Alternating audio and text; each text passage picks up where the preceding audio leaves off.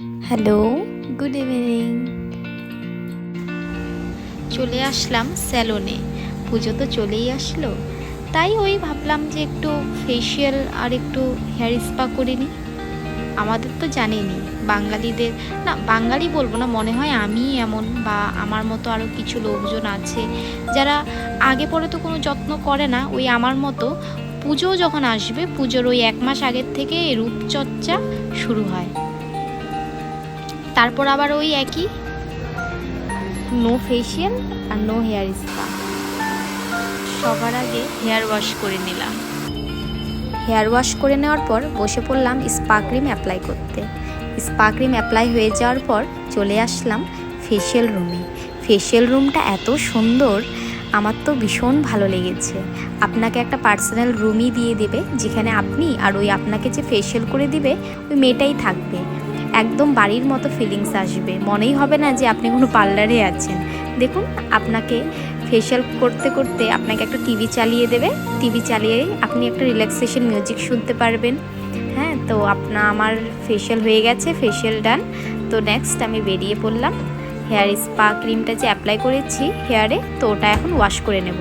তো ওয়াশের জায়গাটা আপনাকে ওই আর দেখালাম না, সবটা তো আর দেখানো যায় না।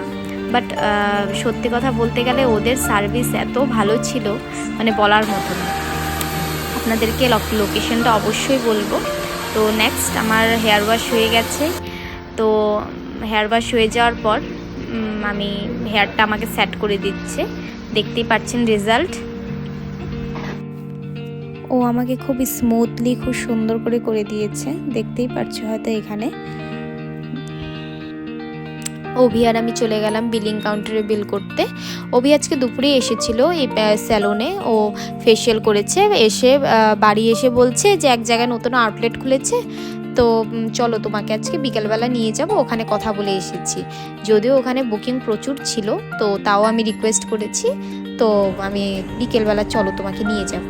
চলো, তো হয়ে গেছে আমার, বেরিয়ে পড়লাম।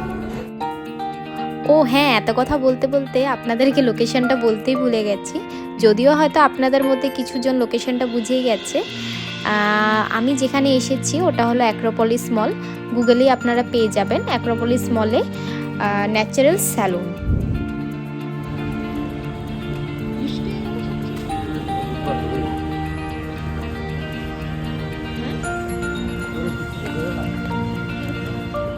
এই মা, বাইরে বৃষ্টিও হয়ে গেল, কিচ্ছু টের পাইনি, দেখতেই পাচ্ছেন সেই বৃষ্টি হয়ে গেছে বলুন। তো কি আর করা যাবে, এখন বাড়ি ফেরার পথে।